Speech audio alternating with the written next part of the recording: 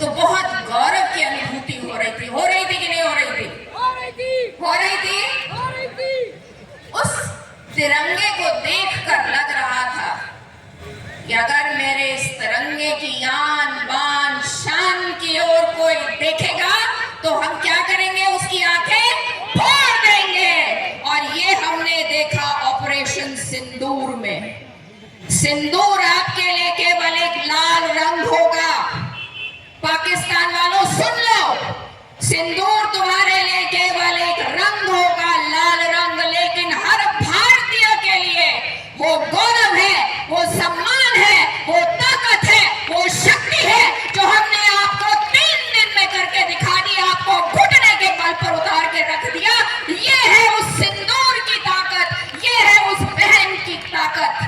बोला था ना जाकर मोदी, और उसके बाद आपने देखा कि हमारी फौज ने, हमारे प्रधानमंत्री जी ने, उनके नेतृत्व में किस तरह से हमने पाकिस्तान को मजा चखाया, घुटनों पे लाकर खड़ा कर दिया।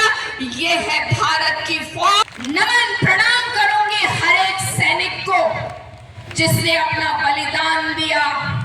प्रणाम करूंगी उन माताओं को, उन पत्नियों को, उन बेटियों को जो दिखती नहीं है, सुनाई नहीं देती है, लेकिन राष्ट्र के प्रति जो जिम्मेवारी दिखाती है, राष्ट्र को जो ताकत देती है, वो मेरी वो बहन है। बॉर्डर पर जब भाई खड़े होकर लड़ता है, कैसे लड़ पाता है? क्योंकि वो पीछे वो जनरल छोड़कर जाता है, जो जनरल जो है पूरी तरह से अपने घर को देखती है। ऑपरेशन सिंदूर चालू हुआ, चैन से सो रहा था भारत, चिंता ही नहीं थी। सुबह उठे, अच्छा यहाँ पे कुछ हुआ, ड्रोन है, कहाँ है, पता ही नहीं चला। क्यों चैन की नींद सो रहा था भारत? क्यों कोई चिंता नहीं थी भारतवासी को? इसलिए क्योंकि एक एक सैनिक पूरी तरह से जाग रहा था, इस देश की सेवा के लिए जाग रहा था।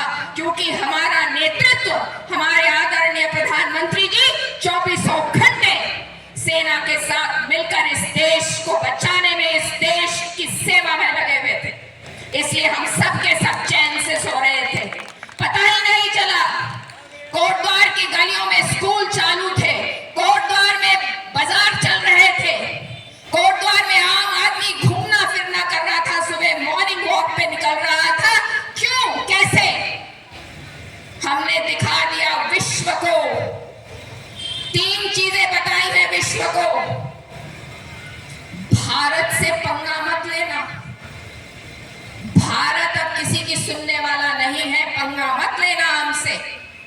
हमारे पास ऐसी टेक्नोलॉजी है आज कि अगर हमसे पंगा लोगे तो हम तुमको प्रिसाइसली मारेंगे, ऐसी जगह पे मारेंगे कि पानी के लिए तरस जाओगे।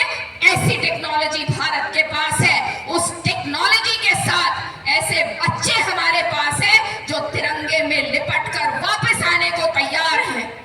एक बच्चे से मैंने बात की इसी दौरान, उसने मेरा हौसला और बढ़ा दिया। कहता है दीदी चिंता क्या करती है, तिरंगा फहरा के आएंगे या तिरंगे में लिपट के आएंगे, चिंता मत करिए आप। तो ये मेरी फौज है, ये मेरी सोच है, ये मेरा सैनिक है। नमन है उस सैनिक को। खास पाकिस्तान को बता दिया गया, भैया दोबारा अगर हमारी तरफ आए तो एक्ट ऑफ वॉर होगा। अगर तुमने हमारी तरफ घुसने का प्रयास किया, हमारी तरफ घुसना तो छोड़ दो, हमारी तरफ देखने का भी प्रयास किया तो तुमको हम छोड़ेंगे नहीं। वॉर डिक्लेयर होगी तुम्हारे ऊपर। ऑपरेशन सिंदूर का cease fire is not a cease fire, ये केवल हम रुके हैं। अगर हमारे देश के साथ फिर आप कुछ गड़बड़ करेंगे तो आपको नस्ते नाबूद कर दिया जाएगा, आपको खत्म कर दिया जाएगा।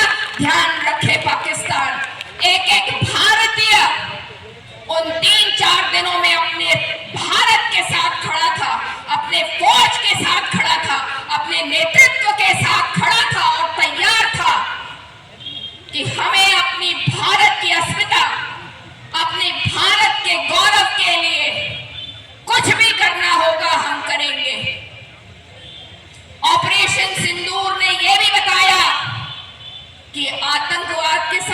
बातचीत नहीं होगी।